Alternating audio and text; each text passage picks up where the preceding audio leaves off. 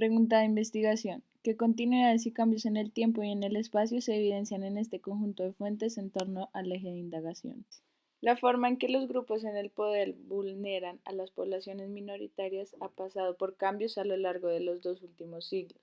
entre los cuales se incluyen desplazamientos forzados, expropiaciones legales para favorecer a particulares, entre otros. Cuando se presenta una expropiación, se violan muchos derechos, y en especial la dignidad. Por esto, queremos mencionar un ejemplo sucedido a finales del siglo XIX, cuando un grupo de campesinos del altiplano cundiboyacense llegan al barrio de Chapinero en Bogotá en busca de un trabajo, y con el tiempo estos campesinos son expuestos a arduos trabajos por sus jefes, y eran acomodados en una pequeña parte de estas grandes haciendas junto con sus familias. Al transcurrir los años, estos campesinos fueron construyendo una identidad barrial, es decir, un territorio donde conservan sus costumbres y tradiciones. Estos campesinos vivieron en tranquilidad hasta comienzos del siglo XXI, porque el Estado decidió quitarles estas tierras porque no estaban declaradas a nombre de ellos. Aunque estos campesinos valoraron su identidad barrial y no fueron expropiados, pero con este ejemplo se pone en evidencia que las personas con poder, en este caso el Estado, querían despojar las tierras a estos campesinos. Por otra parte, un factor principal en el que interviene el poder con la expropiación de tierras son las relaciones con la política. Este se ve evidenciado en los años 50, durante la guerra bipartidista, para ser más exactos en 1954, que es el año cuando Caballero Calderón escribe su obra El Siervo sin tierra,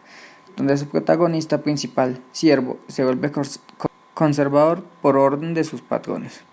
Este es el primer caso donde el poder hace influencia. También Siervo es desterrado de sus tierras por su inclinación política, por parte de los conservadores, ya que ellos mantenían el poder en esta zona y por lo tanto decidieron quemarle su choza en su finca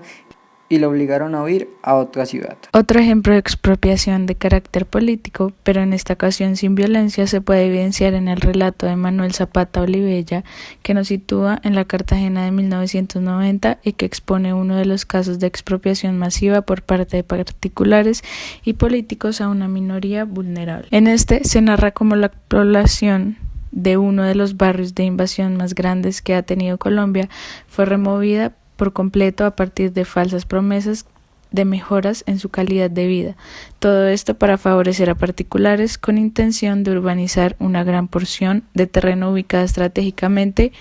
junto a uno de los principales atractivos turísticos de la ciudad.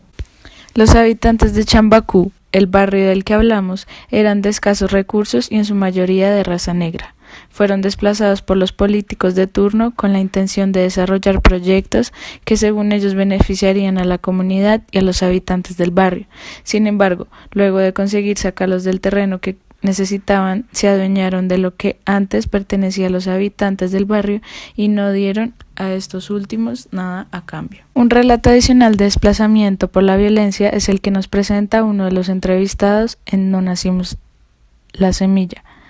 quien narra cómo se vio obligado a migrar a Medellín, quedando encerrado de nuevo en la violencia barrial, debido a que grupos armados lo forzaron a dejar su casa y la mayoría de sus pertenencias en el campo. Estos relatos dejan entrever cómo de nuevo una persona vulnerable cede ante los poderosos y cómo la propiedad de la tierra es tan vulnerable ante las diferencias en el poder. La figura de la expropiación, unida a la corrupción, han venido violando los derechos fundamentales de las personas al prohibirles tener una vivienda digna. Un ejemplo de ello es el barrio de Los Olivos, localizado entre la calle 61